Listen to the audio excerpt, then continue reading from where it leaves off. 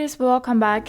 It's Sophie, and today I'm going to show you what you can do if your Motorola Edge 40 does not charge. Maybe you know it, you plugged your phone in and it doesn't charge, and there are different options you can try to see if it's like a hardware problem with your phone or if maybe your cable is broken.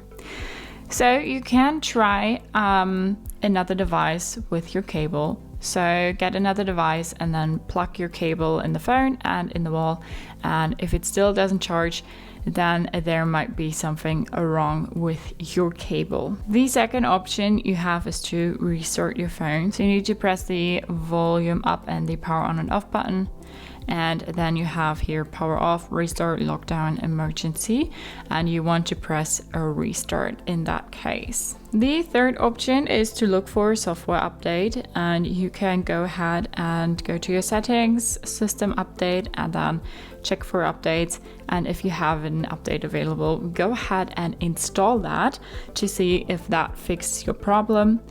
And the fourth and last option is a forced reboot. So we press the power on and off and the volume up button and keep pressing until like the phone restarts. So now it's off and then it will restart. So now we need to unlock our SIM card again, and now we're back on the phone. And if you try to charge your phone now, it should work.